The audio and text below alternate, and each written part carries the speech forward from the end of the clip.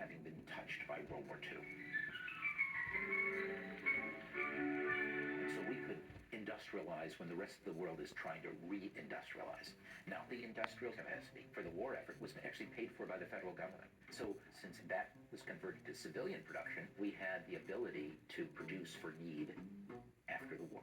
At the same time as there's, immense demand all over the world for whatever we produce. So we become the economic powerhouse of the world. We had no import competition whatsoever. We had the Marshall Plan, where we spent something like $70 billion in aid, the equivalent today, that went overseas, and most of that came back as exports of our industry. But possibly even more important is during World War II, people were getting their wonderful pay that they were getting all during the war. They had nothing to buy, particularly having rationing and couldn't buy anything. They built up enormous savings. They had full checkbooks, and they had empty cupboards. And the result was, at the end of the war, they went on a spending spree, which again put industry back to work. It took a little time for many of these companies to retool from producing parachutes to going back to producing candy, or producing tanks and now producing cars again. But once that was done by 47, 48, the economy is just booming. GIs, millions of them returned, marrying young, having kids, and moving to the suburbs. What makes it possible to move to the suburbs? Roads.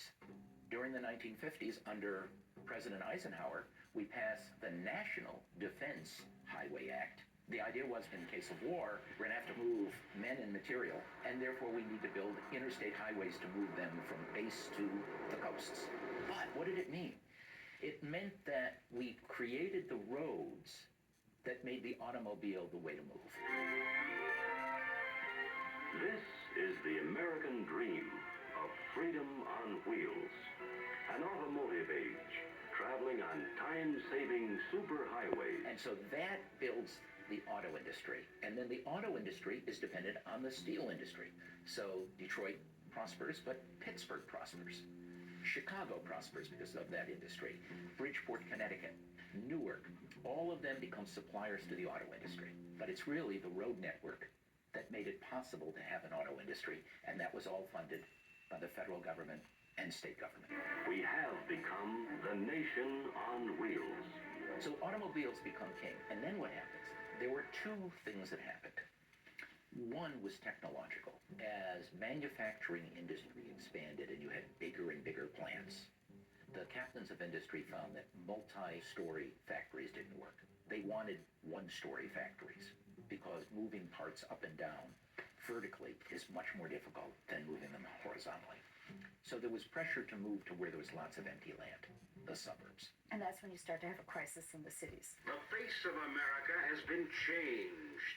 A factory is built out in the open country, and quickly a great city arises around it. And so this is what started to move industry out of downtown into the suburbs. People from Newark could now move to the suburbs and buy a very cheap and brand new house with governmental insurance, except all around Newark and suburbs around the country did not allow black people to move there. So after World War II, we have strong unions. More than 30% of all the people working in this country were members of unions that were winning good contracts, good wages, good benefits. And as a result, from 1947 through 1973, wages rose after inflation by 80%. Family incomes more than doubled, 104% in just one generation. And that meant that lots of workers, many of them who never even went to college, were able to join the middle class. And you saw it all through New Jersey, you saw it all through New England, you saw it in the Midwest. What happens after the early 70s, unions are weaker, and the gap between increases in productivity and wages starts to grow, so that more of the gains go to the stockholders and less to the workers. But then, with more jobs being taken over by machines, these companies started to downsize. The other thing that happened with some of the companies is they ran away from the Midwest and the North to the South. They set up plants in South Carolina, in Mississippi, Alabama, Georgia. And in the auto industry is they moved to non-union states. They pick up an assembly plant and move it to Alabama. Steel mills did the same thing.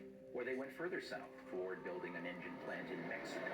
And then Japan recovers from the war and starts sending automobiles here. And the result is, with the rise in imports, the United States auto industry fails to come up with automobiles that can compete with the new Japanese imports.